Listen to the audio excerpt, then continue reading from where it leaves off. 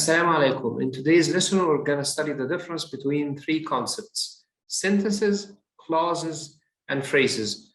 If you would like to improve your grammar and if you want to have a high score on the IELTS exam, the writing part, you really have to know the difference between these three concepts. Okay, so as we said, we're going to look in lesson 6 at the difference between sentences, clauses, and phrases. Let's look at sentences first. Okay, so a sentence contains a subject and a verb. It starts with a capital letter and ends with a period. So a subject like what? Like, for example, I, he, she, you, they, and so on. I finished my work early this morning. That's a sentence. It's easy to understand. You have a capital letter at the beginning and then a period at the end. One more example, we live in Egypt. So again, you have a capital letter here and then a period at the end. And you have a subject and a verb. And in that situation, you have a subject and a verb. Okay. How about the clause? A clause contains a subject and a verb. So you may say, then what's the difference between a sentence and a clause? However, a clause is actually a part of a sentence. One sentence could contain two or more clauses. Like what? Like this example here. I finished my work early this morning, but I had to wait for my friend to pick me up. So here you have one sentence. That's actually one big sentence.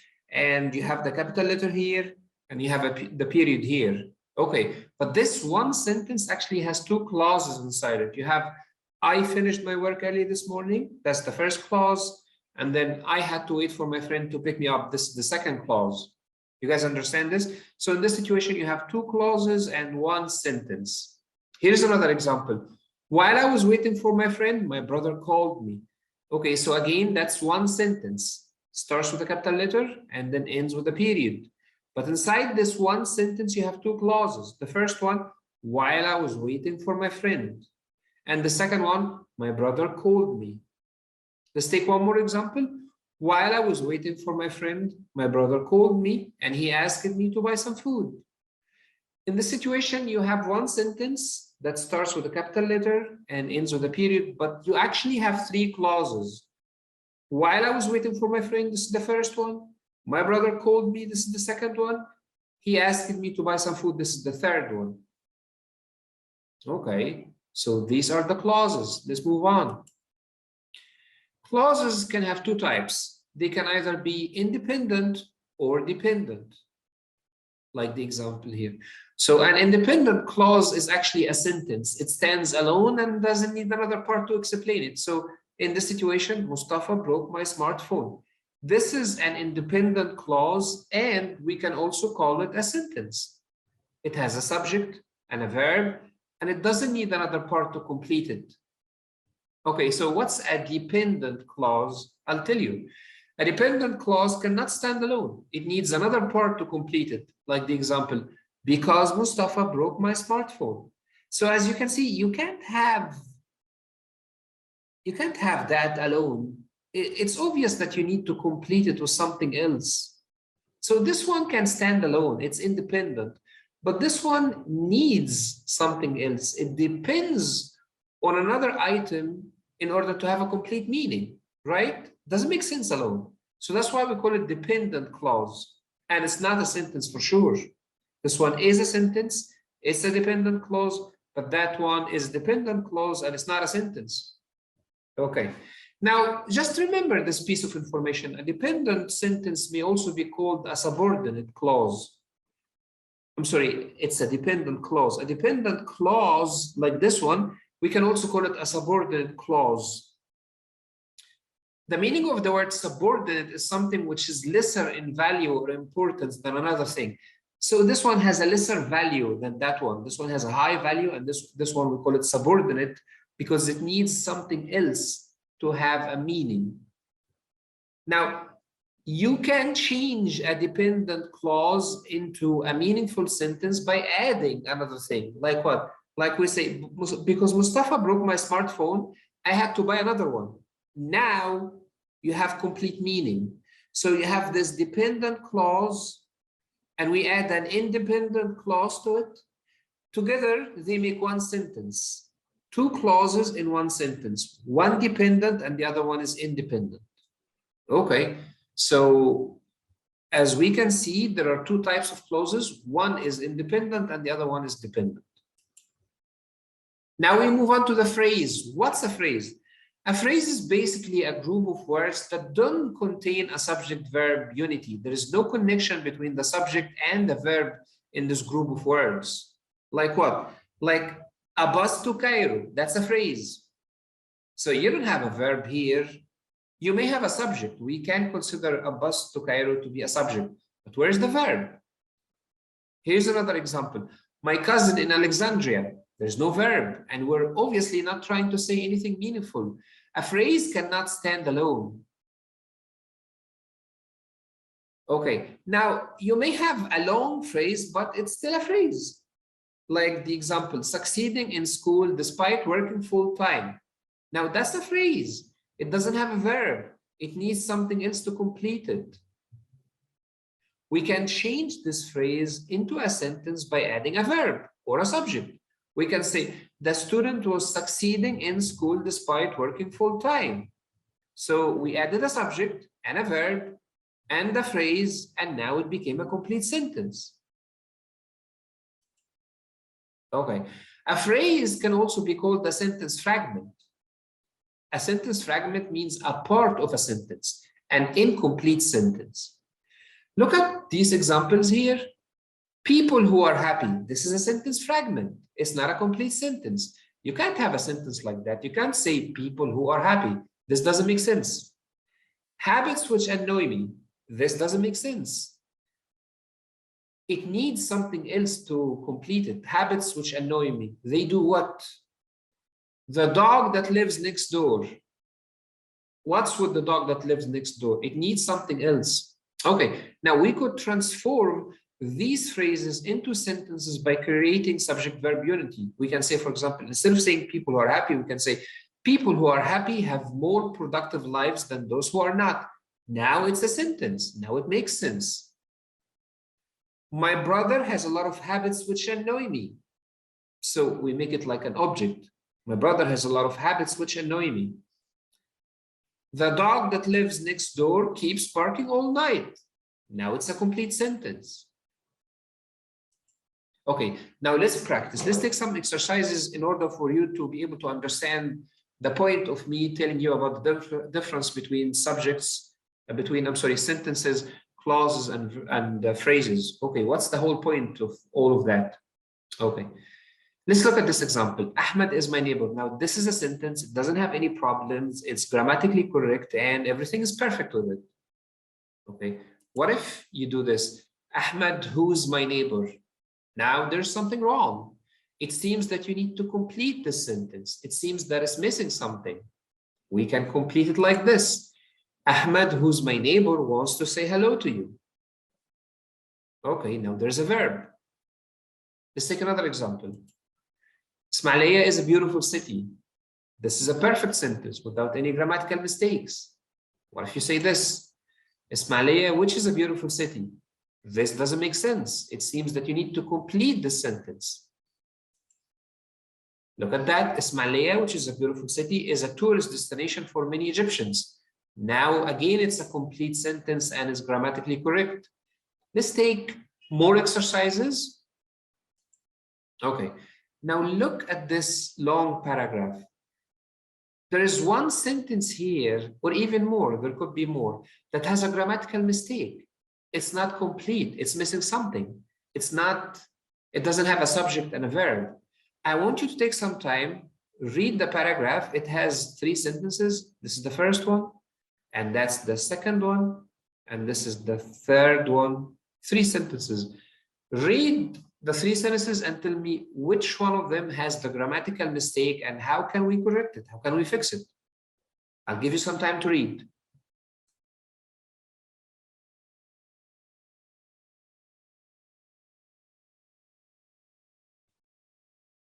Okay, I'll tell you the answer now, but if you need to continue reading, you can pause the video and take more time to read. Okay. Now, yep, here, the mistake is here in the second part. For example, raising money to help countries that experience any natural disasters. Where is the verb? This is wrong. It's grammatically inaccurate. If you write like that in the exam, you're gonna lose marks. We need a verb. This sentence is missing a verb. We shouldn't even call it a sentence because it's not, it doesn't have the subject-verb unity, so we shouldn't even call it a sentence. It could be a phrase, but it's not a sentence. Okay, so how can we fix it? How can we make it grammatically correct? Okay, we can say like this. For example, it can raise money to help countries that experience natural disasters. We can add a subject. It here refers to the United Nations. When you have a subject, it becomes a grammatically correct sentence. Okay, let's take another example. Okay, you have this paragraph here. You have 1, 2, 3 sentences. Okay, read them. There could be one mistake or even 2 mistakes. Try to correct these mistakes. I'll give you some time to do that.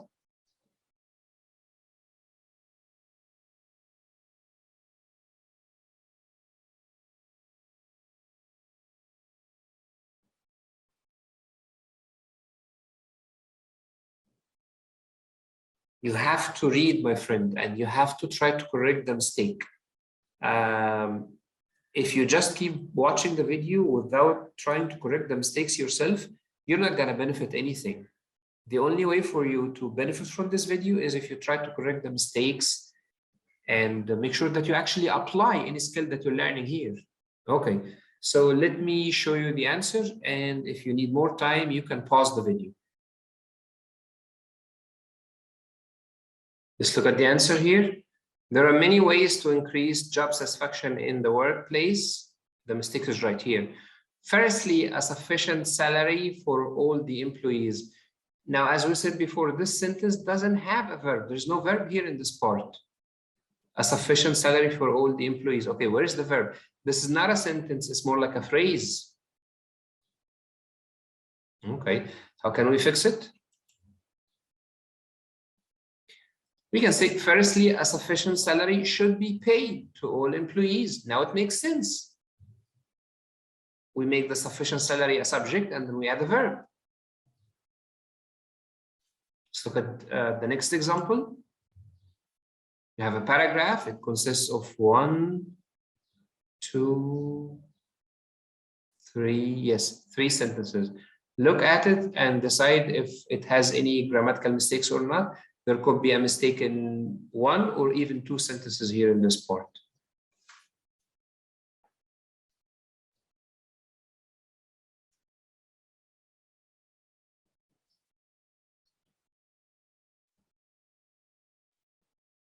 Okay, I am going to show you the answer, and if you'd like to have more time, you can pause the video.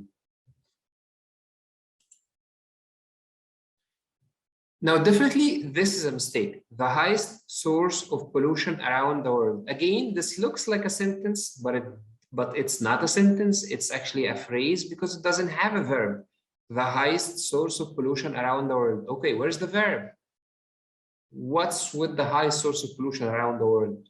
So obviously, this is wrong and it needs to be corrected. But this is actually not the only mistake in the paragraph. There's another mistake. Look at that.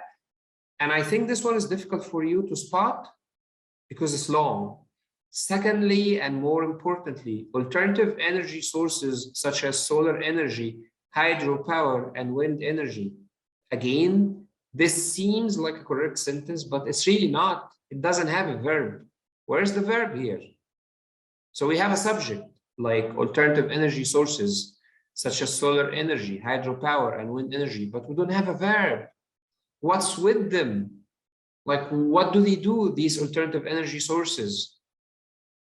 And are they subjects or even objects? They can be objects. Okay, so let's try to correct the mistakes here. Let's look at the first one. We could actually join the sentence that we had, the phrase that we had. We can join it with the previous part. We can say one of them is to reduce people's dependence on cars, which are the highest sources of pollution around the world. So we added the words which are, and this way it makes perfect sense. Okay, now let's move on to the next mistake. Secondly, and more importantly, alternative energy sources such as solar energy, hydropower, and wind energy. And then we can add a verb. If we add a verb, it will be grammatically correct. Need to be used on a wide scale. That's it. Okay, let's look at another example. Here you have this paragraph. It has just two sentences.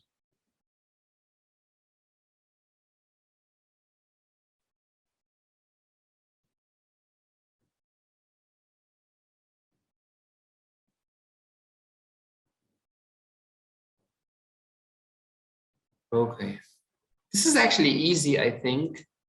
It's easy for us to figure out that there is something wrong with this part, regardless of how much people try to avoid it. Change the only constant feature of our lives. Yeah, this part, it is supposed to be a sentence, but it doesn't have a verb. So we have change, which can be considered as a subject, but any subject requires a verb, and there is no verb here in this part. Okay, we need to fix it. How? Simply add a verb. Change is the only constant feature of our lives. That's it. Sometimes the solution can be very simple. Let's take another example. This is a paragraph. You have one sentence and another one. It's not really a paragraph, it's a part of a paragraph. Take some time to try to correct the mistake. Don't just keep watching. You actually have to identify the mistakes and correct them yourself. And then you can look at my answer. But if you just keep watching without doing any active work, then this video is not going to be useful for you.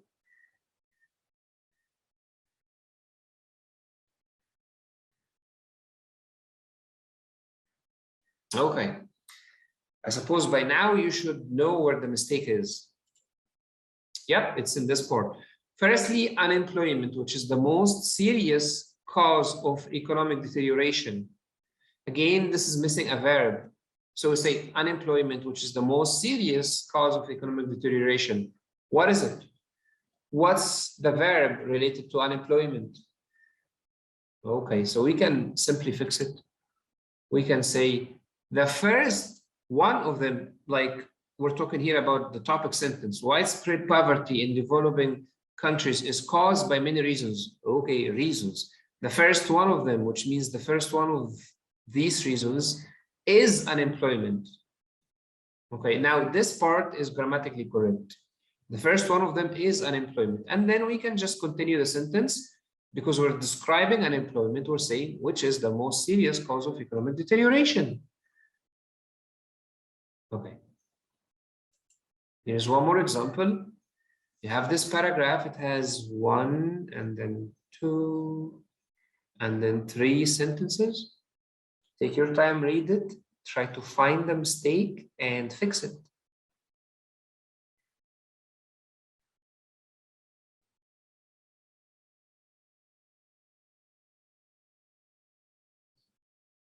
Be patient. This is the last exercise in today's video. So I know it was long and somewhat difficult, but it's really useful.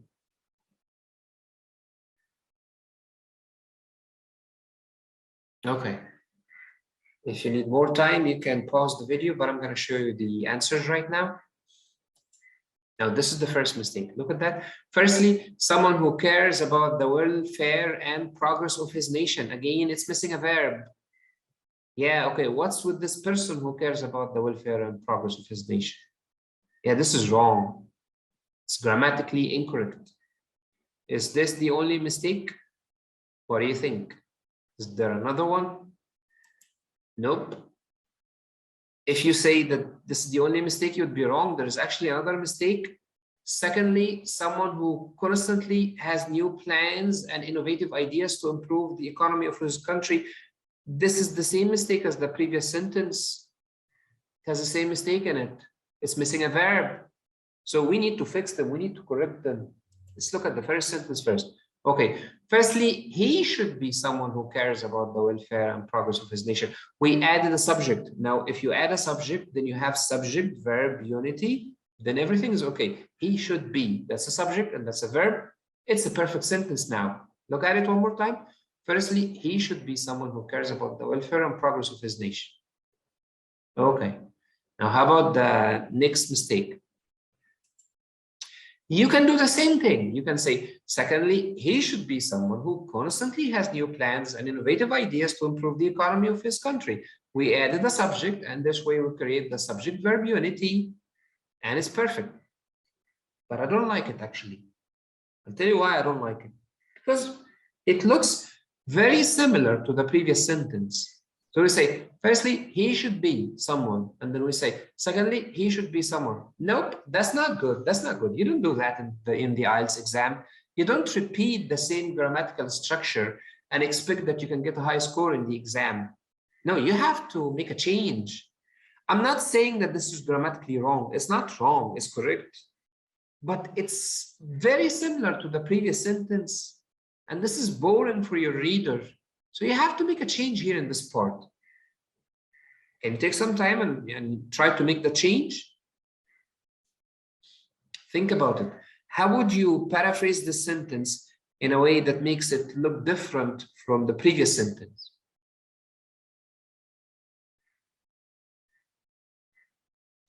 Now, of course, this can be done in a number of ways. I'm going to show you my way, which might be different from yours. And also the way you paraphrase the sentence can be correct, but it's just one possible way. Let's look at it. Another trait.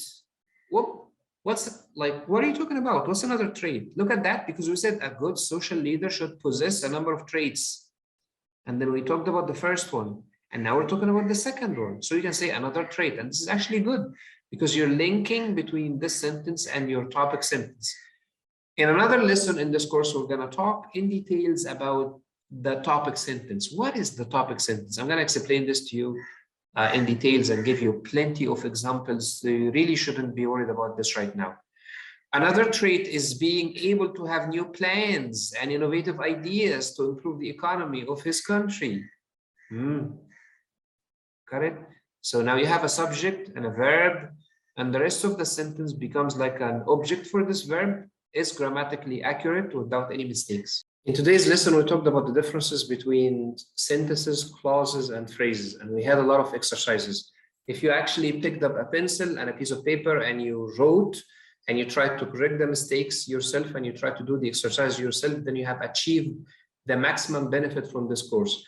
But if you just watched the video without doing any work, then I suggest that you go back and you work on these exercises one more time and you try to figure out the mistakes by yourself and you try to correct them by yourself without looking at the answers. And then you can look at the answers and compare them with what you wrote. I hope today's lesson was useful, and I'm going to meet you in lesson 7, inshallah. Have a nice time. Assalamu alaikum.